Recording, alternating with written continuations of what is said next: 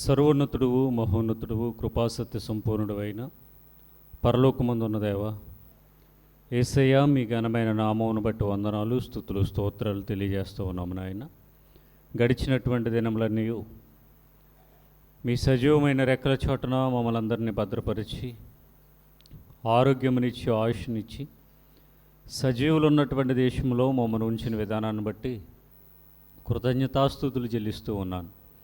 ఆదివారమున ఉదయకాలమున మీ యొక్క సన్నిధిలో నాయన మీ దివ్యమైన సంగతుల కొరకు మేము ఎదురు చూస్తూ ఉండగా మీ ఆత్మ సహాయం ద్వారా లోతైన విషయాలు మీరు మాతో మాట్లాడమని కోరుతూ యేసుక్రీస్తు వారికే ఈ ప్రార్థన మనవులు మిక్కిలి వినయంతో ప్రార్థించి బ్రతిమలాడి వేడుకొని ఆడుచున్నాను. ఆమేన్.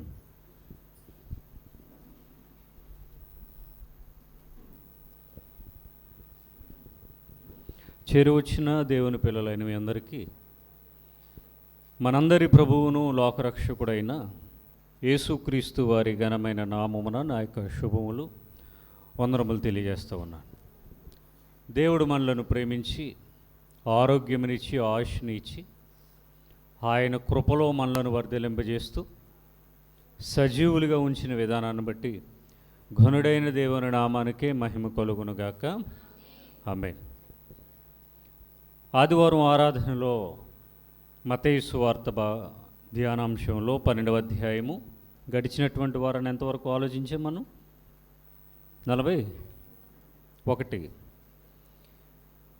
ఇందులో 38 నుండి మనం ఆలోచన చేస్తే అక్కడ శాస్త్రులు పరిసయ్యులు ప్రభువు వారిని సూచక్రియ అడిగితే ఆయన యోనాను గూర్చిన సూచక్రియ తప్ప మరేది కూడా మీకు అనుగ్రహింపబడదు అని చెప్పడం, ఆ తరువాత ఆ సందర్భాలన్నిటినీ కూడా మనం ఆలోచన చేసాం. ఒకసారి 40 నుండి చదువుతూ ముందుకెళ్దాం. యోనా 3 రాత్రింపగల్లో తిమింగలము కడుపులో ఎలాగుండనో అలాగూ మనుష్య కుమారుడు 3 రాత్రింపగలు భూగర్భంలో ఉండును. దీనిని గూర్చినటువంటి వివరణ కూడా మనం విన్నాం. ఇక 41. నినేవే వారు యోనా ప్రకటన విని మారు మనస్సు పొందిరి గనుక విమర్శ సమయమున నినేవే వారు ఈ తరము వారితో నిలువబడి వారి మీద నేరస్థాపన చేతురు. ఇదిగో యోనా కంటే గొప్పవాడు ఇక్కడ ఉన్నాడు. ప్రభువారు చెప్తూ ఉన్నారు, వీళ్ళందరికీ వీళ్ళ పాత నిబంధన కాలానికి సంబంధించినటువంటి వారు కనుక, ఇజ్రాయేలీలు ప్రజలు కనుక వారికి యోనాను గూర్చి తెలుసు. ఎందుకంటే వాళ్ళ కుటుంబాలకు సంబంధించిన వాడే యోనా కూడా, ఇజ్రాయేలీలకు సంబంధించిన వాడే. వారు ప్రవక్తలుగా పిలిచినటువంటి వారిలో యోనా కూడా ఒకరు. యోనాను గురించి వాళ్ళకి స్పెషల్గా చెప్పాల్సినటువంటి పనేమీ లేదు. వాళ్ళకి యోనా అంటేనే వెంటనే అర్థమైపోద్ది. మోషే గురించి స్పెషల్గా చెప్పక్కర్లేదు, మోషే అంటే వాళ్ళకి వెంటనే అర్థమవుతుంది. దావీదు గురించి వాళ్ళకి చెప్పక్కర్లేదు, దావీదు అంటే వెంటనే వాళ్ళకి అర్థమవుతుంది. ఎందుకంటే వాళ్ళ ఫ్యామిలీసే వీళ్ళందరూ కూడా ఆ ఫ్యామిలీస్లో నుండి వచ్చిన వారే కదా. కనుక వారిని గురించి పెద్దంత ఇంట్రడక్షన్ ఏమీ చెప్పక్కర్లొద్దు ఇజ్రాయేలీలు ఎవరికి కూడా. యోనాను గురించి కూడా వాళ్ళకి తెలుసు. అయితే ప్రభువారు చెప్పింది యోనాను గూర్చిన సూచక్రియ తప్ప ఇక మీకేమీ కూడా అనుగ్రహింపబడదు అని ప్రభువారు చెప్పారు. అసలు మీకు సూచక్రియల విషయంలో ఆయన వారిని ఖండించినట్టుగానే మనకు అర్థమవుతూ ఉంది. సూచక్రియల విషయంలో అసలు ఈ సూచక్రియలు అనేవి ఎందుకు జరిగాయి? పాత నిబంధనలో కొన్ని పర్టిక్యులర్ సందర్భాల్లో భక్తులందరూ చేయలేదు, ప్రవక్తలందరూ కూడా చేయలేదు. పర్టిక్యులర్గా ఇజ్రాయేలీలు విడిపించే సమయంలో మోషే గారు ఫరో ఎదుట, ఐగుప్తీయుల ఎదుట చేస్తారు కొన్ని. తర్వాత ఏలియా వర్షాన్ని ఆపడం, తర్వాత కరువు కాలంలో ప్రవక్త బ్రతకడం, ఆకాశం నుండి అగ్ని దిగి వచ్చి బలి వేసినటువంటి పశువును, నీళ్లతో తడిపినటువంటి పశువు యొక్క మాంసాన్ని దహించడం, ఇలాగ కొన్ని పర్టిక్యులర్ సందర్భాల్లో మాత్రమే ఈ సూచక్రియలన్నీ కనబడతాయి. తర్వాత మరలా ఎక్కడ కనబడో క్రొత్త నిబంధన ప్రారంభంలో ప్రభువైన యేసుక్రీస్తు వారి బోధలలో మరలా మనకి ఈ సూచక్రియలు, అద్భుతాలు, మహత్కార్యాలు ఇవన్నీ కూడా దర్శనమిస్తాయి. అసలు ఎందుకు ఇవి జరిగాయి అని ఆలోచించాలి. ఈరోజు వాటిని గురించి క్రైస్తవ్యం ఆలోచించకుండా కేవలం దెయ్యాలను వదిలించడమని, ప్రవచనాలు చెప్పడమని, ఆత్మవరాలని, కృపావరాలని, స్వస్థతా వరాలని, రోగాలు నయం చేస్తామని ఇలాగా కొంతమంది బయలుదేరి వీటిని ఈరోజు జరిగిస్తూ పబ్లిసిటీ చేస్తూ ఇవి నిజంగా జరుగుతున్నాయని ప్రజలను నమ్మించేటటువంటి ప్రయత్నం చేస్తూ ఉన్నారు. నిజంగా జరుగుతున్నాయా అంటే అవును జరుగుతున్నాయనే వీళ్ళు చెప్తూ ఉన్నారు. సరే, ఒకసారి వీళ్ళు చేస్తున్నట్టుగా జరుగుతున్నాయనే మనం అనుకుందాం. అయితే మరి యేసుక్రీస్తు వారు జరిగించినటువంటి వాటిల్లో కుష్టి వ్యాధులు నయమయ్యాయి, దెయ్యాలను వదిలించారు, ఊచ చేయగల వారిని బాగు చేశారు, రక్తస్రావం కలిగినటువంటి వారిని బాగు చేశారు, చనిపోయిన వారిని సహితం తిరిగి బ్రతికించారు, కళ్ళు లేని వారికి కళ్ళు ఇచ్చారు, కాళ్ళు లేని వారికి కాళ్ళు ఇచ్చారు. ఇవన్నీ బయటకు కనిపించేవేనా, పైకి కనిపించేవేనా? కనబడనవా? పైకి కనిపించేవి. అంటే స్వస్థతా వరాలు లేదా ఆత్మవరాలు ఆగిపోయాని రెఫరెన్స్లు ఇవ్వండి అని అడిగేటటువంటి ప్రబుద్ధులారా, ఇవన్నీ పైకి కనిపించేవా, కనబడనవా? ఒకసారి ఆలోచించండి. ప్రభువారు చేసినవన్నీ కూడా పైకి కనిపించేవి.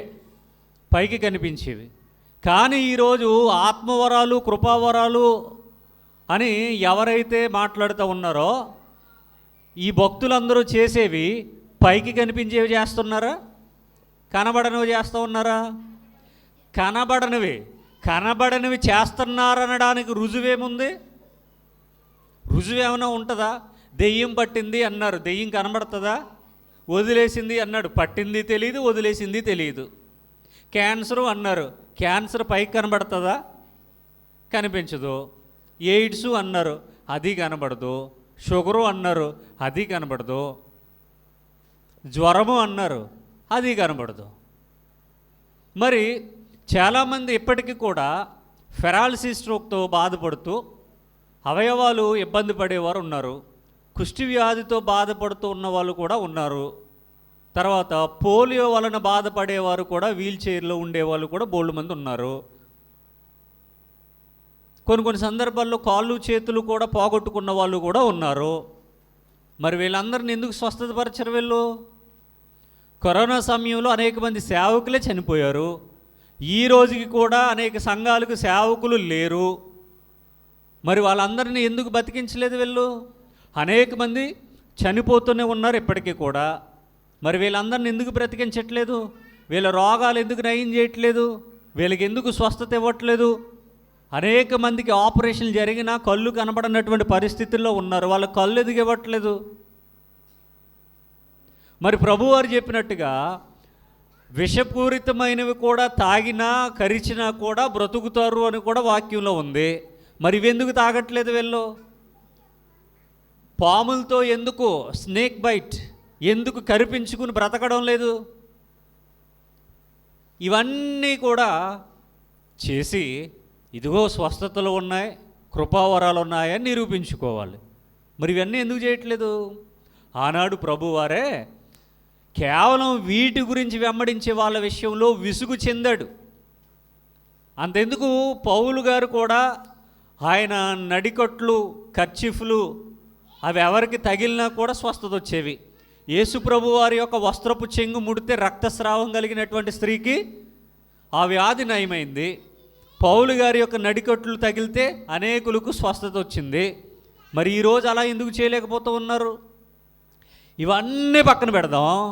ఆఖరికి ఒక మాట, యేసుక్రీస్తు వారు 2 చేపలు 5 రొట్టెలు సుమారుగా 5,000 మంది పురుషులకు పైగా 5,000 మంది పురుషులు ఇంకా స్త్రీలు పిల్లలు ఉన్నారు, వీళ్ళందరికీ కూడా సమృద్ధి ఆహారాన్ని పెట్టారు. మరి వీళ్ళెందుకు అంతమందికి పెట్టలేరు? ఒక బేసిండు రైసు, ఒక బకెటెడ్ కర్రీ తెచ్చి ఆ వేలాది మందికి భోజనం పెట్టొచ్చుగా. ఒక బేసిన్తో రైస్, ఒక బకెట్తో కర్రీ తెచ్చి వేలాది మందికి, నీ మీటింగ్ వచ్చిన వాళ్ళకే, ఊరందరికేం కాదు, నీ మీటింగ్ వచ్చిన వాళ్ళకి వేలాది మందికి నువ్వు ఎందుకు పెట్టలే భోజనం? మరి ఆయన పెట్టాడుగా. నన్ను నమ్మితే నాకంటే గొప్ప కార్యాలు చేస్తారని చెప్పాడు కదా ఆయన. మరి చేయాలిగా. ఆయన కేవలం ముగ్గురిని బతికించాడు అంటాడు ఒకడు. అంటే ఆయనకి అంత శక్తి లేదన్నమాట. మరి నువ్వు బతికించు, ఆయన ముగ్గురిని బతికించు, నువ్వు ఒకరిని బతికించాలు, పోను భోజనం పెట్టేలాగా చాలు. ఏది చేయలేరండి. మళ్ళీ వీళ్ళకి ఏం కావాలట? రెఫరెన్స్లు కావాలట. మరి పౌలు గారికి తెలియక, తిమోతి నీ కడుపు నొప్పికి ద్రాక్ష రసం తాగమని ఎందుకు చెప్పాడు? మెడిసిన్ తీసుకోమని ఎందుకు చెప్పాడు? స్వస్థత చేయలేక, కర్చీఫ్ ఇవ్వలేక, కొబ్బరి నూనె రాయలేక, అట్టు పండుగ ప్రార్థన చేసి పంపించలేక, యాపిల్ పండుగ ప్రార్థన చేయలేక. పౌలు గారికి తెలియదా? అయితే యేసుక్రీస్తు వారిని వెంబడించేవారు ఎవరైనా సరే ఈ స్వస్థతల కొరకు ఆయనను వెంబడించకూడదు. ఈ జీవితకాలము మట్టుకే క్రీస్తునందు నిరీక్షింపబడిన వారైన ఎడల మనుష్యులందరికంటే దౌర్భాగ్యులు. అంటే అందులో స్వస్థతలు రావా? స్వస్థతల కోసం వెంబడించే వాళ్ళకి ఈ వాక్యం అప్లై కాదా? 100% అప్లై అవుతుంది. కాబట్టి ఈ సూచిక్రియలు అడిగితే సూచిక్రియలు లేవు, ఏమీ లేవు, నోరు మూసి కూర్చోండి అని చెప్పాడు ఆయన. ఆ తర్వాత పౌలు గారు కూడా దాన్నే రుజువు చేశారు. ఇక ఈ రోజుల్లో మనం సూచిక్రియల కోసం, అద్భుతాల కోసం, మహత్కార్యాల కోసం ఎదురు చూడకూడదు. మోషే చేసినట్టుగానే ఐగుప్తులో ఉన్న మాంత్రికులు కూడా చేశారు. ఆనాడు యేసు ప్రభు వారు శిష్యులు చేసినట్టుగానే గారడీ సీమోను కూడా ట్రై చేశాడు. అలాగే ఇంకా నువ్వు స్వస్థతల కొరకు కనుక, ప్రవచనాల కొరకు కనుక ఎదురు చూస్తే అసలు ప్రవచన వరం ఏంటి? ప్రవచన వరం ఏంటండి? పాత నిబంధనలో అనేక మంది భక్తుల ద్వారా దేవుడు పలికించినటువంటి మాటలకు నెరవేర్పు క్రొత్త నిబంధనలో జరిగింది. అది ప్రవచనం అంటే. ఈరోజు ప్రవచన వరం అంటే ఏంటి? పేరు పెట్టి పిలవడమా? ఏంటిది? ఇదంతా పెద్ద డ్రామా కదా. ఆనాడు ప్రవచనం అంటే ఏంటి? జరగబోయేది ఫ్యూచర్లో. ఉదాహరణకి కన్యక గర్భవతి అయి కుమారుని కంటుంది అనేది ప్రవచనం. ఆ ప్రవచనానికి నెరవేర్చుకోవడానికే దేవుడే దిగొచ్చాడు. ఆయన పలికించినటువంటి ప్రవచనాన్ని నెరవేర్చుకోవడానికి దేవుడే దిగొచ్చాడు. అది ప్రవచనానికి నెరవేర్పు. మరి ఈరోజు ఏళ్ళ ప్రవచనాలు ఏంటి? డ్రెస్ కలర్ చెప్పడాలు, పేరు చెప్పడాలు, అంతే కదా. వీటిని ప్రవచనాలు అంటారా ఎవడన్నా? బుద్ధి జ్ఞానం ఉన్నవాడు ఎవడైనా, బుద్ధి జ్ఞానం ఉన్న క్రైస్తవుడు ఎవడైనా వీటిని ప్రవచనాలు అంటాడా? అంటే పాత నిబంధన కాలంలో భక్తులకు పేర్లు తెలియదా ఏంటి? పేర్లు పెట్టి పిలవకపోవడానికి. మరి ఇవన్నీ చూడండి. అందుకనే ప్రభు వారు వీటన్నిటి విషయంలో విసుగు చెందారు. అవన్నీ కూడా నేనెవరో మీకు అర్థం అవడానికి, నేనెవరో మీకు తెలుసుకోవడానికి సరిపోతాయి అని వాటిని మాత్రమే చేసి ఇక సూచిక్రియలు లేవు, ఏమీ లేవు, నోరు మూయండి అని చెప్పాడు వాళ్ళకి. ఆనాడు శాస్త్రులు పరిసయ్యులు ఎలా అయితే ఆయనను పీక్కు తిన్నారో, ఈరోజు ఆయన నామాన్ని వాడుకుంటూ అనేక మంది శాస్త్రుల సంతతికి చెందినవారు, పరిసయ్యుల సంతతికి చెందినటువంటి వారు ఆయన నామాన్ని వాడుకుంటూ ఏమండి ప్రజలలో, అన్యజనుల మధ్య ఆయన నామానికి అవమానాన్ని తీసుకుని వస్తున్నారు. అందుకనే ఈ దెయ్యాల బ్యాచ్ని, ఈ భూత వైద్యులని, ఈ ప్రవచనాల బ్యాచ్లని, వీళ్ళందరినీ కూడా అక్రమము చేయువారులారా నా యొద్ద నుండి పొండి అని ఆల్రెడీ ఆయన మత్తయి సువార్త ప్రారంభంలో 7వ అధ్యాయంలోనే డిక్లరేషన్ చేసేసారు. కనుక ఇప్పుడు 41 చదువుదాం. నినేవే వారు యోనా ప్రకటన విని మారు మనస్సు పొందిరి. ఏం చేశారట? నినేవే వారు యోనా ప్రకటన విని మారు మనస్సు పొందిరి. పొందారట. యోనా గ్రంథాన్ని చదివితే అలా మారు మనసు పొందారో లేదో మనకు అర్థమవుతుంది. ఓకే, మారు మనసు పొంది మారారట యోనా చెప్పినటువంటి ప్రకటన విని. ప్రకటన అంటే దేవుడు ఏదైతే వారికి తెలియచేయమని చెప్పారో అదే. ఇప్పుడు యోనా ఎన్ని సంవత్సరాలు ప్రకటన చేశారు? యోనా ఎన్ని సంవత్సరాలు ప్రకటన చేశారు చెప్పాలి. యోనా గ్రంథం ఎప్పుడు చదవలేదా? కేవలం 4 అధ్యాయాలు ఉంటాయి. యోనా చరిత్ర తెలుసు కదా. ఎన్ని సంవత్సరాలు ఆయన వాళ్ళకి ప్రకటన చేశాడు? యోనా ప్రకటన విని మారు మనసు పొందారట వాళ్ళు. కేవలం ఒకే ఒక్క రోజు, 3 రోజుల టైము. ఈయన ఒక రోజు ప్రకటిస్తే తర్వాత రాజుగారు ఈయనకు తోడుగా అనేకులను పంపిస్తే మిగిలిన 2 రోజులు కూడా ప్రకటన చేశారు. మొత్తానికి 3 రోజులు. అసలు యోనా గారు గట్టిగా మాట్లాడింది ఎన్ని రోజులు అంటే ఒక రోజే. అంటే యోనా గారు ఒక్కరోజు మాట్లాడితేనే నినేవే పట్టణంలో ఉన్న 120,000 మందికి ఆ యొక్క వార్త వెళ్ళింది. రాజుగారి సహితం, అంటే ధనవంతుడు సహితం సామాన్యుడి వరకు అందరూ కూడా బూడిదలో కూర్చున్నారు, గోనె బట్ట కట్టుకున్నారు, ఉపవాసాన్ని పాటించారు. దేవుని దగ్గర భయభక్తులు కలిగి తమ పాపాలు ఒప్పుకుని మారు మనసు పొందుకున్నారు. ఎంతసేపు ప్రసంగానికి? ఆయన చోట కూర్చుని కుదురుగా ప్రసంగం కూడా చేయలేదు, చాటించాడు అని ఉంటుంది. చాటింపు అంటే ఎలా ఉంటుంది? ఆటో అనౌన్స్మెంట్ లాంటిది అన్నమాట, మైక్ అనౌన్స్మెంట్ లాంటిది అన్నమాట. ఒక ఆయన డప్పు కొట్టుకుంటా సైకిల్ మీద తిరుగుతా చెప్పుకుంటా వెళ్ళిపోతాడు చూడండి, అది చాటింపు అని. అలాగే యోనా ఒక్క రోజు ప్రకటిస్తే ఆ ప్రకటన విని ఆ ప్రదేశం, ఆ ప్రాంతమంతా కూడా మారు మనసు పొందారట. రైట్, ఒకసారి మన దగ్గరకు వద్దాం. మనకి ఎన్నేళ్ళుగా దేవుని యొక్క వాక్యం వినబడుతుంది? ఎన్నో ఏళ్ళుగా వినబడుతూ ఉంది కదా. మనలో ఎంతమంది మారు మనసు పొందుకున్నాం? మనలో ఎంతమంది జీవితాల్లో మార్పులు వచ్చాయి? భక్తి జీవితం విషయంలో ఫిజికల్ మార్పులు కాదు, మీ బాడీ లాంగ్వేజ్లు కాదు, మీ ఇంటి నిర్మాణాలు కాదు, ఉద్యోగ వ్యాపారాల్లో ఆ మార్పులు కాదు. భక్తి విషయంలో ఎంతవరకు మన జీవితంలో మార్పులు వచ్చాయి? మన బ్రతుకుల్లో దేవునికి ఎంతవరకు స్థానాన్ని ఇస్తూ ఉన్నాం? మన కుటుంబ నేపథ్యంలో, మన హృదయంలో, మన భక్తి విశ్వాస జీవితంలో మనం ఎన్నిసార్లు, ఎన్ని ప్రసంగాలు, ఎన్ని గంటలు, ఎన్ని రోజులు దేవుని వాక్యాన్ని ఎన్ని ఏళ్ళు వింటూ ఉంటే మన జీవితంలో మార్పులు వస్తూ ఉన్నాయి? ఎక్కడిది? మార్పులు లేవు, చేర్పులు లేవు, మారు మనసు లేదు, ఏమీ లేదు. మరి ఒకవేళ ప్రభువు దినం లేదా రెండవ రాకడ అనేది జరిగితే ఎత్తబడే కన్యకులుగా సంఘంలో ఎంతమంది ఉన్నాం? ఎత్తబడేవారు ఉన్నారు అంటే ఖచ్చితంగా విడవబడేవారు కూడా ఉంటారు ప్రతి సంఘంలో. బాప్తిస్మం తీసుకున్న వాళ్ళందరికీ పరలోకం నో గ్యారంటీ. ఆయన ఏమీ సర్టిఫికెట్ రాసేయలేదు, బాప్తిస్మం తీసుకోండి నేను మీకు పరలోకం ఇచ్చేస్తానని. అసలు శిష్యులకే లేదు గ్యారంటీ. మన భక్తి జీవితంలో పరలోకానికి గ్యారంటీ ఏది? No guarantee. ఎవరి భక్తి వాళ్ళదే, ఎవరి ఆకలిగా వాళ్ళే తింటారు కదా, ఎవరు అనారోగ్యానికి వారే మందులు వాడతారు కదా. అలాగే ఎవరి భక్తి వాళ్ళదే.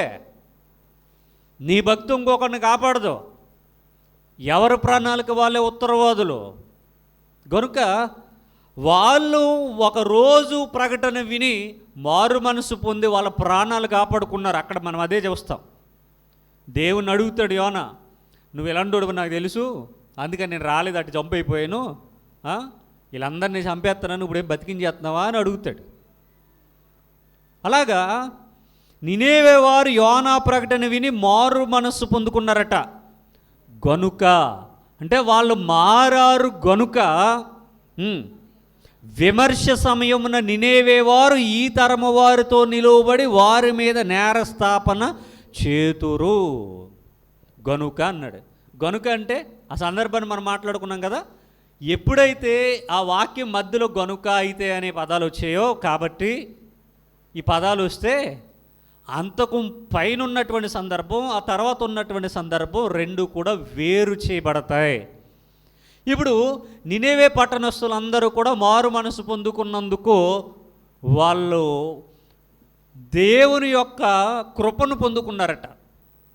దేవుని ఉగ్రత నుండి తప్పించబడ్డారట, రక్షింపబడ్డారట. ఎవరు? నినేవే పట్టణస్థులందరూ కూడా ఎందుకు? దేవుని మాటను విని. యోనా ప్రకటన అంటే ఏంటిది? యోనా గారు కథల కాదు, యోనా గారి ద్వారా దేవుడు పలికించినటువంటి మాటలు. అంటే ఈ నినేవే పట్టణస్థులందరూ కూడా యోనా గారు చెప్పినటువంటి దేవుని వాక్యాన్ని విని ఏమయ్యారు? మారు మనసు పొందుకున్నారు గనుక. పొందుకోకపోతే, ఒకవేళ వినకపోతే ఆయన ప్రకటించాడు, వీళ్ళు వినలేదంటే మైక్ పెట్టి చెబితే చెవులకి వినపడతా? ఊర్లో చాటింపేస్తే అందరికీ వినపడుతుందా లేదా? వినపడుతుంది. అంటే ఇక్కడ వినడం అంటే చెవులతో వినడం కాదు, గ్రహించారు, వినిన దానిని బట్టి అవలంబించారు, అది వినడం అంటే యోనా ప్రకటన విని మారు మనసు పొందుకున్నారు కనుక. ఒకవేళ యోనా ప్రకటన వినకపోయినా, రెండవది మారు మనసు పొందుకొనకపోయినా వాళ్ళ జీవితాలు ఎలా ఉండేవి? దేవుని ఉగ్రతని మనం చదువుకుంటున్నామే, ఆ ఉగ్రతలోనికి వాళ్ళు వెళ్ళిపోదురు. కానీ ఏమైంది? రక్షణలోనికి వారు వచ్చారు. ఎలా వచ్చారు? యోనా వాక్యాన్ని విని, యోనా ప్రకటన విని మారు మనసు పొందుకున్నారు కాబట్టి రక్షింపబడ్డారు. సేమ్ ఇదే మనం కూడా అప్లై చేసుకోవాలి. దేవుడు మనకు ఆయన వాక్యాన్ని వినిపింపజేస్తూ ఉన్నప్పుడు మనం ఏం చేయాలి? ముందు వినాలి, గ్రహించాలి, అవలంబించాలి, నేర్చుకోవాలి, పాటించాలి, మారు మనసు పొందుకోవాలి. మారు మనసు పొందుకొనకపోతే ఇప్పుడే గొడ్డలి చెట్టు వేరున రెడీగా ఉందని చెప్పాడు. చెట్టు వేరున రెడీగా ఉంది. ఇప్పుడు పైకి చూస్తున్నాడు, గొడ్డలేమో వేరు దగ్గర పెట్టి పైకి చూశాడు. పైన ఏం కనబడాలి? ఫలాలు కనబడాలి. ఫలాలు కనబడకపోతే ఆ చెట్టు నరికి వేయబడుతుంది. అలాగే మారు మనసుకు తగిన ఫలాలు ఫలించాలి. నువ్వు క్రైస్తవుడుగానే బిహేవ్ చేయాలి. నీలో ఇంకా మార్పు రాకపోతే మారాలి. ఎన్ని సంవత్సరాలు వచ్చి ప్రయోజనం ఏంటి? ఏమండి, ఇన్ని సంవత్సరాలు వచ్చి ప్రయోజనం ఏంటి? సిలువ మీద దొంగోడు పరదేశంలోకి వెళ్ళిపోయాడు. అతడు ఏమన్నా సమాజ మందిరంలో తప్పకుండా వెళ్ళేవాడా? బాప్తిస్మం తీసుకున్నాడా? ప్రభుకి ఏమన్నా సేవ చేశాడా? దేవునికి ఏమన్నా కానుకలు ఇచ్చాడా? దేవుని కోసం ఏమన్నా బ్రతికాడా? లేదు. ఆఖరి క్షణంలో ఏమయ్యాడు? మారు మనసు పొందుకున్నాడు, పరదేశును పొందుకున్నాడు. మరి మనం ఎన్నో ఏళ్ళుగా వస్తూ ఉన్నాం కదా, మారు మనసేది, పాపక్షమాపణ ఏది, యేసుక్రీస్తు వారి నామాన్ని ఒప్పుకునేదేది? నిలబడి ఒప్పుకున్నారు అందరూ? ఒప్పుకోలేదు. చాలామంది ఒప్పుకోలేదు ఇంకా యేసును దేవునిగా. మరి మారు మనసేది ఎక్కడుంది? అంటే ఒకవేళ మన జీవితం కనుక ఇలాగే ముగిసిపోతే ఏంటి మరి మన పరిస్థితి? నినేవే పట్టణస్థులు ఒకే ఒక్క ఛాన్స్ వచ్చింది వాళ్ళకి. వెంటనే ఏం చేశారు వాళ్ళు? అంతకుముందు ఎన్ని పాపాలు చేసినా, ఎన్ని నేరాలు చేసినా, ఎన్ని ఘోరాలు చేసినా 120,000 మంది కంటే ఎక్కువ జనాభాట దేవుని దృష్టికి పాపాత్ములుగా ఉన్నారట. ఎప్పుడైతే యోనా గారు ప్రకటన విన్నారో వెంటనే వాళ్ళ జీవితాలు ఏమైపోయాయి? మార్చుకున్నారు. వాళ్ళ బ్రతుకులు ధన్యకరమైపోయాయి. కాబట్టి యోనా ప్రకటన విని వాళ్ళు మారు మనసు పొందుకున్నారు కనుక. పొందుకొనకపోతే వాళ్ళ పరిస్థితి ఎలా ఉంటుంది? దేవుని ఉగ్రతకు లోనైపోయి సొదొమ గొమొర్రాలు చూడండి ఏ విధంగా నాశనం అయిపోయాయో. నోవహు గారి కాలంలో ఆ యొక్క ప్రాంతాలన్నీ చూడండి ఏ విధంగా జలప్రలయంలో కొట్టుకుపోయాయో. అలాగే నినేవే పట్టణం కూడా నాశనం అయిపోయిండును, ఆ ప్రజలు కూడా నాశనం అయిపోదురు. జస్ట్ దేవుడు ఒక్కసారి వాళ్ళకి అలాగ ఛాన్స్ ఇచ్చాడు అంతే. వెంటనే ఏం చేశారు? సద్వినియోగం చేసుకున్నారు. మరి మనకు దేవుడు ఎన్నిసార్లు ఛాన్స్ ఇస్తున్నాడు? ఎన్నేళ్ళుగా మనం వాక్యాన్ని వింటున్నాం? ఎంత వాక్యాన్ని మనం వింటూ ఉన్నాం? ఎన్నిసార్లు మనం దేవుని వాక్యాన్ని వింటూ ఉన్నాం? మరి మనలో వచ్చిందా మారు మనసు? మనకు వచ్చిందా పాపక్షమాపణ? మనం బ్రతుకుతున్నామా దేవుని కొరకు? మనం పని చేస్తున్నామా దేవుని కొరకు? ఒకసారి మనల్ని మనం పరిశీలించుకోవాలి ప్రియమైన దేవుని వర్లారా. ఇప్పుడు వాళ్ళకి మారు మనసు వచ్చింది, వాళ్ళు రక్షింపబడ్డారు గనుక విమర్శ సమయమున నినేవే వారు ఈ తరము వారితో నిలవబడి వారి మీద నేరస్థాపన చేతురు అన్నాడు ఆయన. ఏం చేస్తారట? నేరస్థాపన చేస్తారట. ఎవరు? నినేవే వారు ఈ తరము వారి మీద నిలవబడి నేరస్థాపన చేస్తారట. ఎప్పుడు?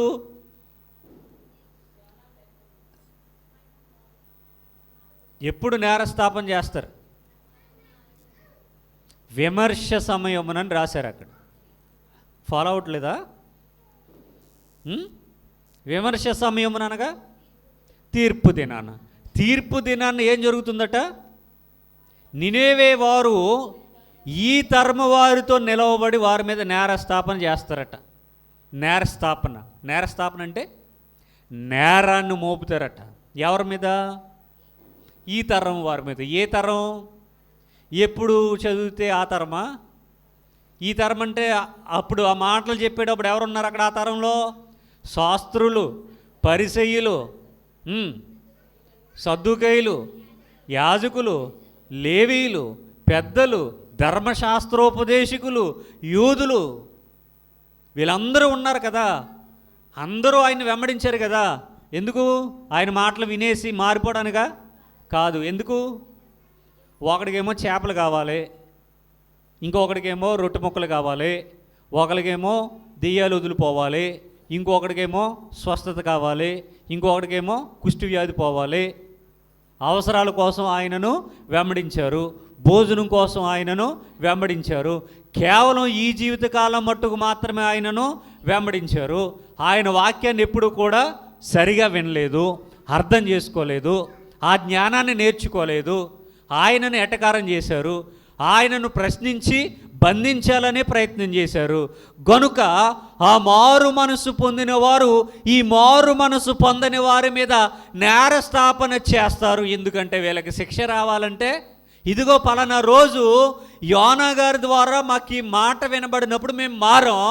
ఈరోజు యేసు వారి ద్వారా మీకు ఎన్నో వాక్యాలు వినబడినా, మీ కళ్ళ ముందు ఆయన ఎన్నో కార్యాలు చేసినా, ఆయన నేనే దేవుని అని ప్రకటించుకున్నా, ఆయన మిమ్మల్ని అందరినీ మార్చాలని ప్రయత్నం చేసినా, మీకు మారు మనసును దయచేసినా, మీకు కృపనిచ్చినా, మిమ్మల్ని కాపాడాలనుకున్నా, మీకు ఎంతో ఫేవర్ చేసినా మీరేం చేయలేదు, ఆయన మాట వినలేదు. కాబట్టి మీరు ఇప్పుడు నరకానికి పోవాలి అనే పరిస్థితి వాళ్ళు వచ్చి చెప్తారట. ఎవరు వాళ్ళు? నినేవే ప్రజలు. ఎవరి మీద? ఈ తరము వారి మీద. ఈ తరము అనగా యేసు వారిని చూసి వెంబడించి పాటించక, ఆయనను నమ్మక, ఆయనను ఇబ్బంది పెట్టినటువంటి ప్రజలు ఎవరైతే ఉన్నారో వాళ్ళందరి మీద. ఒకవేళ మనం కూడా అలాగే ఉన్నామనుకోండి, మన మీద కూడా వాళ్ళు వచ్చి, అరే ఆ రోజు యోనా చెప్తేనే మేము విన్నామే, ఈరోజు దేవుడే తన సేవకుని ద్వారా ఎన్నో వాక్యాలు చెప్పిస్తే మీరెందుకు వినలేదు, మీకు కూడా ఇలాంటి పరిస్థితి రావాల్సిందే అని వారు కూడా మన మీద నేరస్థాపన చేస్తే మన పరిస్థితి ఏంటి అని ఒకసారి ఆలోచించండి. మీరు భలే చెప్తారండి, నన్ను ఆలోచించమని మేము ఎందుకు ఆలోచిస్తామన్నట్టుగా చూస్తున్నారు. ఆలోచిస్తారా? తీర్పు దినం, ఆ సింహాసనం మీద క్రీస్తు కూర్చుని ప్రతి ఒక్కరికి తీర్పు తీర్చడానికి ఆయన గ్రంథపు చుట్టలు విప్పుతూ ఉంటే అసలు మన తీర్పులోనికి వెళ్ళొచ్చా? వెళ్ళనే కూడదు. ఒకవేళ వెళ్ళామంటే కాలిపోయినట్టే. ఇప్పుడు నీ మీద నేరస్థాపన చేయడానికి ఎవరు వస్తారట? వాళ్ళు వస్తారట. వస్తే నీ పరిస్థితి ఏంటి? ఆనాడు ఈ శాస్త్రులు, పరిసయ్యులు, ఈ ధర్మశాస్త్రోపదేశకులు, యాజకులు, పెద్దలు, వీళ్ళందరికీ తీర్పు దినం ఒకటి ఉంది. ఈ తీర్పులో మీ మీద నేరం మోపేది ఎవరని చెప్తున్నాడు ఆయన? నినేవే పట్టణస్థులు. నినేవే పట్టణస్థులు. మరి మన మీద ఎవరైనా నేరం మోపుతారేమో? ఎందుకయ్యా అన్ని సంవత్సరాలుగా దేవుని మందిరానికి వెళ్ళావు? ఎందుకయ్యా దైవజనుడు చెప్పినటువంటి వాక్యాన్ని పెడత్రోవన పెట్టావు? ఎందుకయ్యా నువ్వు రక్షణలోనికి రాలేకపోయావు? ఎందుకయ్యా నువ్వు మారు మనసు పొందలేదు? నీ బ్రతుకు చెడా అన్నాడు అనుకున్నప్పుడు మొహం ఎక్కడ పెట్టుకోవాలి? ఇంకెక్కడ పెట్టుకుంటారులే, కాలిపోవడం తప్ప. ఇంక మొహాలు దాచుకునేది ఏముండదుగా, కాలిపోవడమే కదా. నిత్య నరకాగ్నిలో అది భయంకరమైన పరిస్థితి. కనుక ఈ తరము వారితో నిలువబడి వారి మీద నేరస్థాపన చేతురు అని చెబుతూ, ఇదిగో యోనా కంటే గొప్పవాడు ఇక్కడ ఉన్నాడు అని మాట్లాడుతూ ఉన్నాడు. ఎవరైనా? యోనా కంటే గొప్పవాడు ఇక్కడ ఉన్నాడు. ఎవరైనా? ఆ యోనా కంటే గొప్పవాడు ఇక్కడ ఉన్నాడని ఎవరైతే చెప్పారో ఆయనే యోనా కంటే గొప్పవాడు. ఎవరాయనంటే ప్రభు అయిన యేసువారు. ఆనాడు ఒక ప్రవక్త, చిన్నోడు, పెద్ద ప్రవక్త కూడా కాదైన, చిన్నోడు, దేవుని మాట వినకుండా తర్షీసు జంప్ అయిపోవాలని కుప్పిగొంతులు వేసినటువంటి ఒక చిన్నోడు, ఆ యోనా చెబితేనే రాజు మొదలుకొని సామాన్యుడు వరకు విని మారు మనసు పొందారే. ఈరోజు సాక్షాత్తు దేవుడే దిగి వచ్చి మీ కళ్ళ ముందు నిలవబడి మీ మధ్య ఎన్నో సూచిక్రియలు, అద్భుతాలు, మహత్కార్యాలు ఇవన్నీ చేసి మీ మధ్యలోనే నిలవబడి మీ మధ్యే ఆయన ఉండి మీ కొరకు ఆయన ఎన్నో కార్యక్రమాలు చేసి మీకు ఆ దైవ జ్ఞానాన్ని బోధించి మీ మధ్య నిలవబడితే మీరు ఆయన మాట వినరా? యోనా కంటే గొప్పవాడు ఇక్కడ ఉన్నాడు. యోనా మాట విని వాళ్ళు మారారు కనుక ఈయన మాట విని మీరు మారాలా వద్దా? వాళ్ళు మారాలా వద్దా? మారాలి. మారారా? మారలేదు. యోనా కంటే గొప్పవాడు ఇక్కడ ఉన్నాడు అంటే యోనా మాట విని వాళ్ళు మారారు కదా, ఈ గొప్పవాని మాట విని వీళ్ళు మారాలా వద్దా? మారాలి. మారారా? మారలేదు. ఏం చేశారు? కుట్ర, కుతంత్రం, పన్నాగం, ఎన్నో కుట్రలు, ఎన్నో కుతంత్రాలు, ఎన్నో పన్నాగాలు పన్నారు తప్ప వాళ్ళలో మాత్రం ఏమి రాలేదు? మారు మనస్సు రాలేదు. మారలేదు. ఇలా యేసువారు ఎవరట? యోనా కంటే గొప్పవాడు. గొప్పోడేనా? యోనా మనిషి, యేసు దేవుడు. యోనా మనిషి, యేసు దేవుడు. ఆ గొప్పవాడిని చెప్పుకున్న ఆయన గొప్పతనం గుర్తించలేని అంధత్వంలో ఈ గుడ్డి విశ్వాసులు బ్రతుకుతూ ఉన్నారు.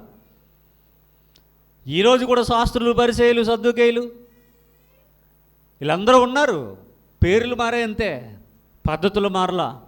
పేర్లు మారాయంతే, ఆలోచనలు మారలా. పేర్లు మారాయంతే, వాళ్ళలో పరివర్తన మాత్రం రాలేదు. ఏమండి?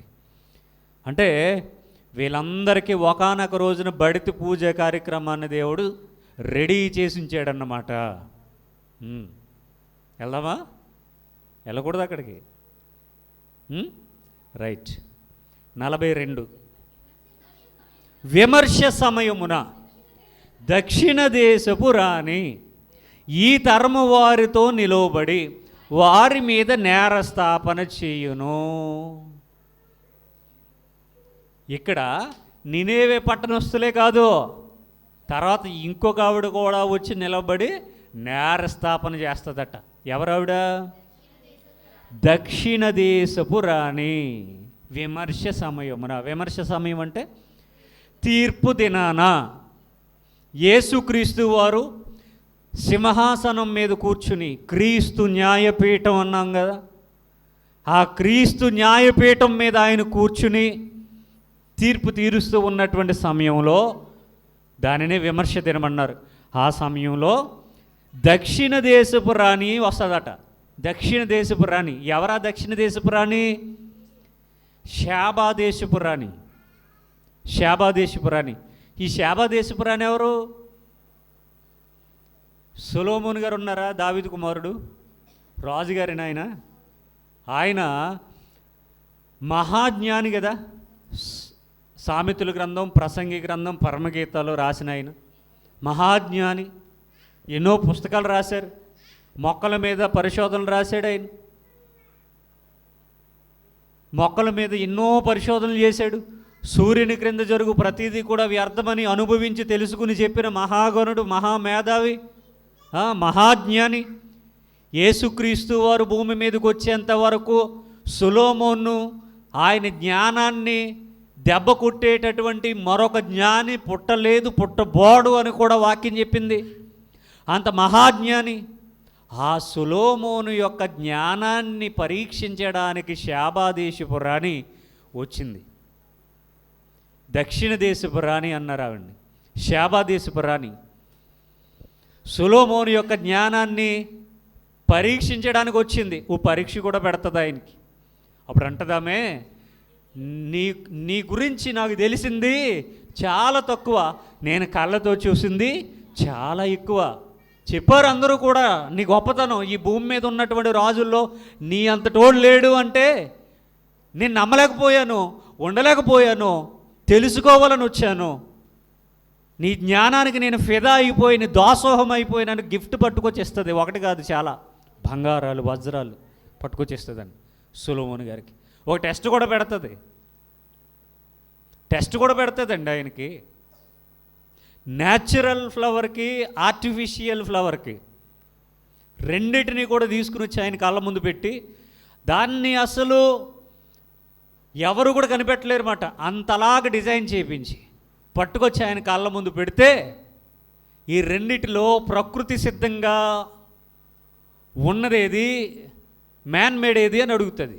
అనగా మనుషులు తయారు చేసింది ఏంటి, ప్రకృతిలో పుట్టింది ఏంటి అని అడిగితే ఈ మహాజ్ఞాని ఏం చేస్తాడో తెలుసా? వెళ్ళి ముట్టుకోడు, దాన్ని తదేకంగా చూడ్డు. కిటికీ డోర్లు ఓపెన్ చేయండి అంటాడు అంతే. కిటికీ డోర్లు ఓపెన్ చేస్తే పువ్వుల మీద ఏం వాళ్తాయి? న్యాచురల్గా పువ్వుల మీద ఏం వాళ్తాయి? సీతకొక చిలుకలు కానీ తుమ్మెదలు అంటే తేనెటీగలు కానీ వాళ్తాయి.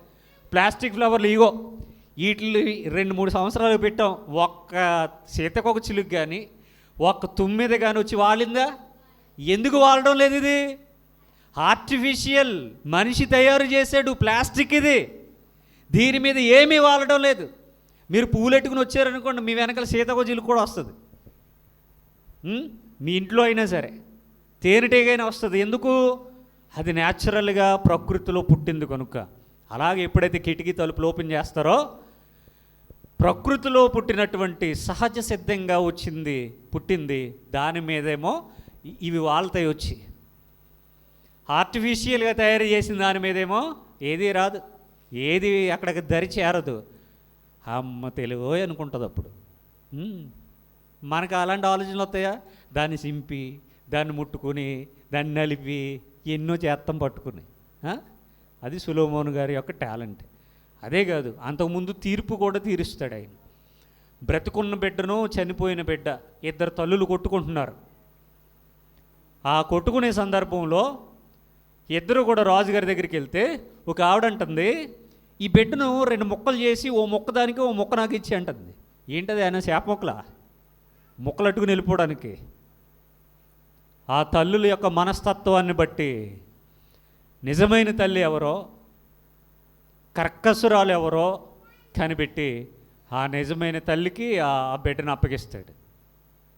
ఇవి ఇంగ్లీషు టెక్స్ట్ బుక్స్లో కూడా సొలొమోను గారి యొక్క జ్ఞానాన్ని అందులో రాశారు పాఠాలుగా.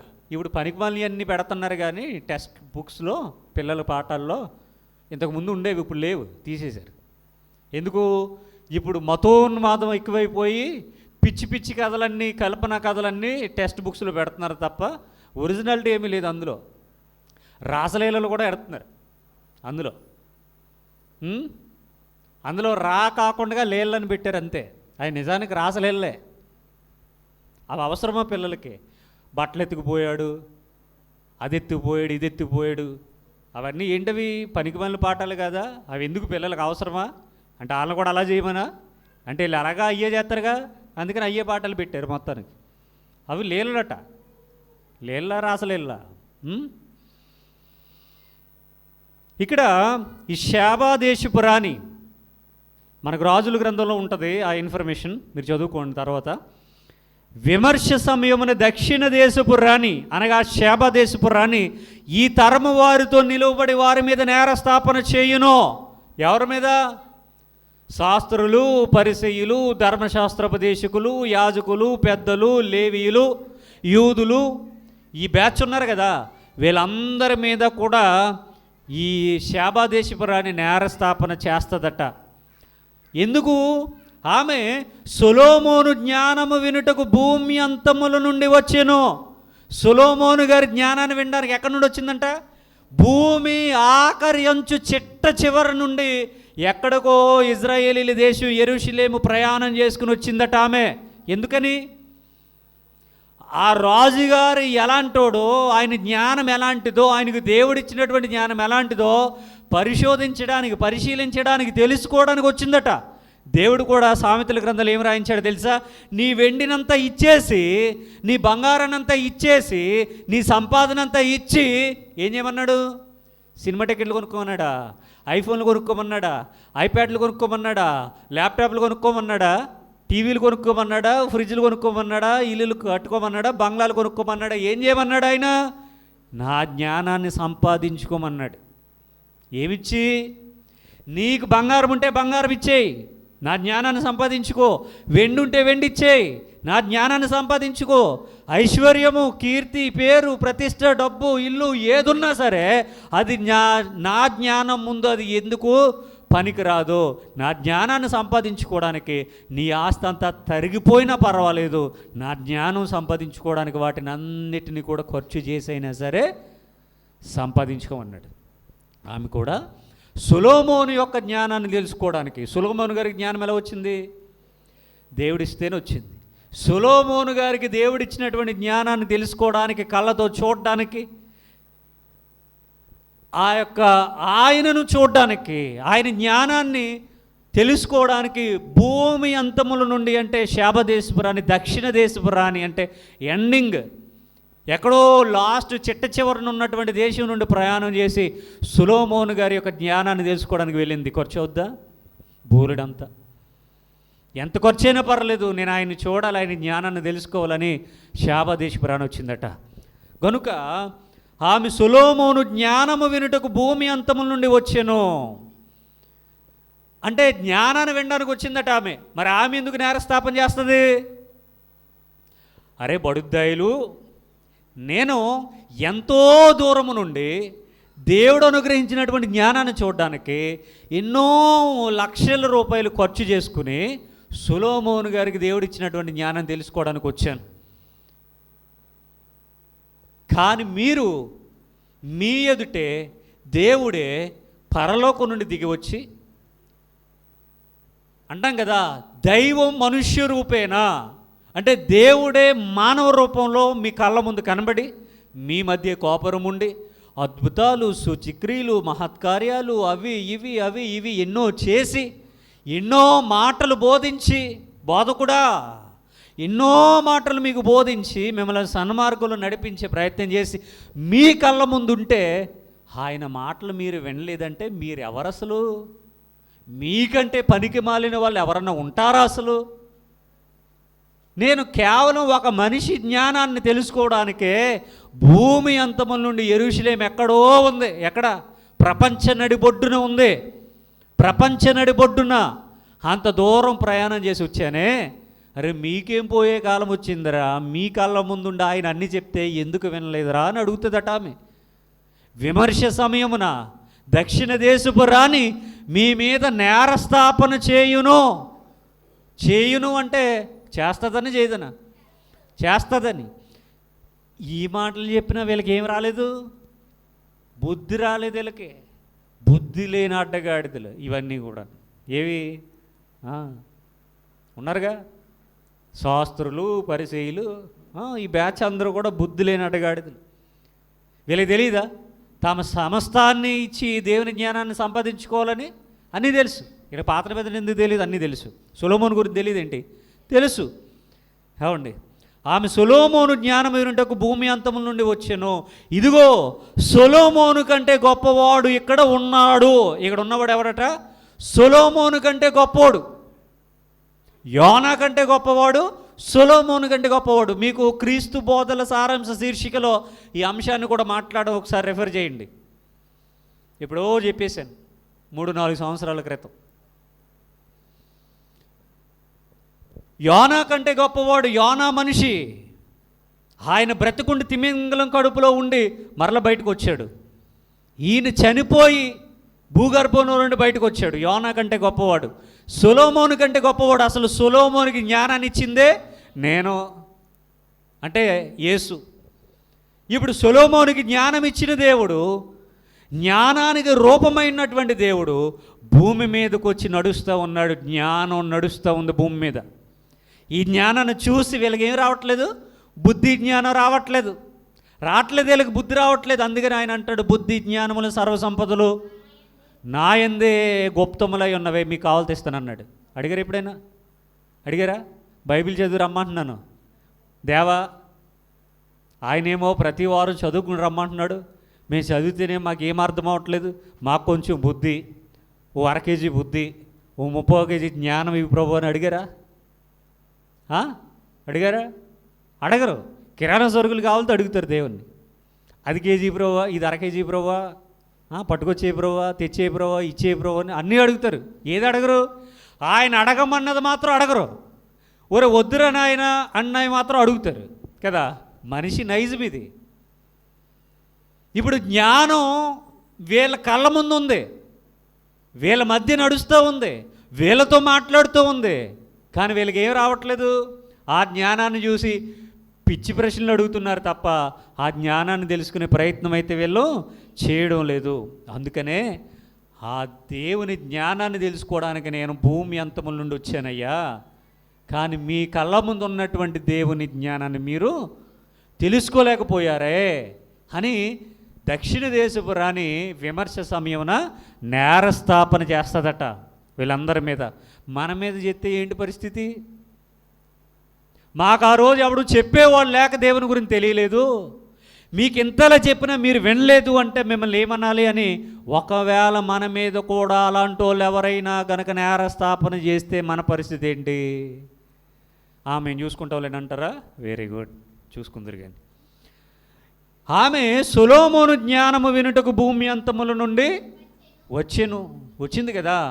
మనకి ఇవన్నీ కూడా పాత నిబంధనలో కనబడతాయి, రాజుల చరిత్రలో మనకు కనబడుతుంది. వచ్చాను, ఇదిగో సొలొమోను కంటే గొప్పవాడు ఇక్కడ ఉన్నాడు. సొలొమోనుకి జ్ఞానం ఇచ్చినోడే ఇప్పుడు భూమి మీద ఉన్నాడు. సొలొమోనుకి జ్ఞానం ఇస్తే ఆ జ్ఞానాన్ని ఆయన వక్ర మార్గంలోనికి తీసుకుని వెళ్ళిపోయాడు. వృక్షశాస్త్రం మీద అధ్యయనం చేసి, మీకు బాటనీలో వృక్షశాస్త్ర పితామహుడు అని ఉంటుంది, ఏం పేరు నాకు తెలియదు కానీ మర్చిపోయాను. నిజానికి వృక్షశాస్త్ర పితామహుడు ఎవరు అంటే సొలొమోను గారు. నిజమండి. ఆయన ఎన్నో పుస్తకాలు రాశాడట. పుస్తకాల మీద, మొక్కల మీద అధ్యయనం చేసి ఎన్నో వేలాది పుస్తకాలు రచించాడట ఆయన. ఆ మొక్కలు ఏ జాతి, ఏ వర్గం, ఏ తరగతి, ఏ ఉపతరగతి, దాని శాస్త్రీయ నామాలు అవి ఇవి మొత్తం మామూలుగా పరిశోధన చేయలేదు ఆయన. మొక్కల మీద పరిశోధన చేసింది ఎవరంటే సొలొమోను గారు. మనకి బాటనీలో వేరే ఆయన పేరు చెప్తారు కానీ అది కాదు, అది సొలొమోను గారండి. ఎన్నో వేలాది పుస్తకాలు రాసేటట్టు వాటి మీద ఆయన. అవన్నీ బైబిల్ అక్కర్లేదు కాబట్టి పొందుపరచలేదు. ఏమండి, ఈ యొక్క సొలొమోను గారికి ఇంత జ్ఞానాన్ని ఇస్తే ప్రతిదీ కూడా అనుభవించి తెలుసుకుని తప్పో రైటో చెప్పాలనుకున్నాడు. మంచిదే, కానీ కొన్నిటిని వాటి జోలికి వెళ్ళకూడదు. ఇప్పుడు అగ్ని కాలుతుందా లేదా పరీక్షని చెప్తానని కాల్చుకున్నాడు అనుకోండి, ఈ జ్ఞానం ఉన్నట్ట లేనట్ట? పాయిజన్ ఇది పని చేస్తుందో లేదో తాగి చెప్తానన్నాడు, చెప్పడానికి ఉంటాడా ఉండడా? డౌటే. పాము ఇది కరిస్తే బ్రతుకుతారా చేస్తారా, ఆ పెయిన్ ఎలా ఉంటుంది, ఆ విషయం ఎలా ఎక్కుతుంది అనుభవం చెప్తానన్నాడు. కరిపించుకుంటే బుద్ధి ఉన్నట్ట లేనట్ట? ఇలాంటి ఎన్నో పనికిమాలిన పనులన్నీ చేశాడు సొలొమోను. ఆఖరికి విగ్రహారాధికుడిగా మారిపోయాడు. పనికిరాని దేవతలకు బలులు అర్పించేవాడిగా మారిపోయాడు. అందుకనే ఇంకా ఆఖరిని ఏమంటాడంటే, ఎక్కువగా పుస్తకాలు చదివితే పిచ్చుడైపోతాడు, వెర్రుడైపోతాడు, ఎక్కువగా జ్ఞానం ఉన్నా సరే ఆడు పనికిరానోడి కింద పోతాడు, ఎక్కువగా తెలివితేటలు కూడా ఉండకూడదు మనిషికి. ఎంతవరకు తెలివితేటలు ఉండాలో, ఎంతవరకు జ్ఞానం ఉండాలో, ఎంతవరకు అనుభవించాలో, ఎంతవరకు మంచి చెడుని గ్రహించాలో అంతవరకునే చాలు. ఈ సూర్యుని క్రింద జరిగేదంతా వ్యర్థము సమస్తము వ్యర్థం. పొద్దున్న మధ్యాహ్నం సాయంత్రం 3 పూట్ల తినేసి శుభ్రంగా నిద్రపోవడం కంటే భూమి మీద మనిషికి మేలు జరిగేదంటూ ఏమీ లేదు. ఇంతకు మించి మనిషి ఎవరో కూడా ఏది ఆశించకూడదు. శుభ్రంగా తిన్నామా, హ్యాపీగా కంటి నిండా నిద్రపోయామా, అది మాత్రమే మనిషికి మేలు తప్ప ఇంకా అంతకు మించి ఇంకా ఏదో కావాలి సంపాదించుకోవాలనుకోవటం అది నీ అవివేకం, నీ బుద్ధి తక్కువతనం, నీకు తెలివి లేకపోవడం, అది నీకు ఆయాసం, దుఃఖం, వ్యర్థం, నష్టం, పోతావు. అవన్నీ వద్దురా బాబు అని చెప్పాడు ఆఖరిని. అన్నీ అనుభవించిన తర్వాత దేవుడేమో ఏ తప్పు చేయకుండా, ఏ పాపం చేయకుండా దాని యొక్క రిజల్ట్ను తెలుసుకుని జాగ్రత్తగా ఉండాలని ఆయన చెప్తే, ఈ మనుషులందరూనేమో అన్ని తప్పులు చేసి దేవునికి దూరస్తులైపోయినటువంటి పరిస్థితిలో మనం చూస్తూ ఉన్నాం. ఏమండి, అలాగని ఇంత ఎంగరోడేమీ కాదు, మరలా మహాజ్ఞాని కాబట్టి ఆయన చెబుతూ ఏం చెప్తున్నాడట, సొలొమోను కంటే గొప్పవాడు ఇక్కడ ఉన్నాడు. సొలొమోనుకు అంత జ్ఞానం వచ్చిన తర్వాత దేవుని మార్గంలో నుండి తప్పు మార్గంలోనికి వెళ్ళిపోయాడు. అసలు యేసుక్రీస్తు వారు వచ్చిందే తప్పు మార్గంలో ఉన్న వారిని దేవుని మార్గంలో నడిపించడానికే వచ్చాడు. సెట్ రైట్ చేయడానికి వచ్చాడు ఆయన, సెట్ చేయడానికి వచ్చాడు ఆయన. కనుక ఇప్పటివరకు విన్నటువంటి వాక్యాన్ని మన హృదయంలో భద్రం చేసుకుని వాక్యానుసారంగా జీవించాలని, కొంపదీసి శాబాదేశపు రాణి కానీ నినేవే పట్టణస్తులు కానీ మన మీద నేరస్థాపన చేసే అవకాశాన్ని వారికి ఇవ్వకుండా, విమర్శ దినం అనగా తీర్పులోనికి వెళ్లకుండా మరణంలో నుండి జీవంలోనికి దాటేయాలని కోరుతూ నా మాటలు ముగిస్తూ, వచ్చే వారం మిగిలినటువంటి సందర్భాన్ని చదువుకొని వస్తే మంచిది అని చెప్తూ నా మాటలు ముగిస్తున్నాను. ప్రార్థన చేసుకుందాం. సర్వోన్నతుడు మహోన్నతుడు అయిన దేవా, ఘనమైన మీ నామమును బట్టి వందనాలు, స్తుతులు, స్తోత్రాలు తెలియజేస్తున్నాం తండ్రి. ఎన్నో విలువైన మాటలు, లోతైన సందర్భాలను మేము విన్నాం. విత్తబడినటువంటి ప్రతి మాట మా భక్తి జీవితాలను సరిచేసి మీలో మరింత ఉన్నతంగా ఎదిగేటటువంటి భాగ్యాన్ని దయచేయమని కోరుతూ, ప్రభు అయిన యేసుక్రీస్తు వారికి ఈ ప్రార్థన మనవులు మిక్కిలి వినయంతో ప్రార్థించి బ్రతిమలాడి వేడుకొని ఆడుచున్నాను. ఆమేన్. అందరికీ వందనాలు.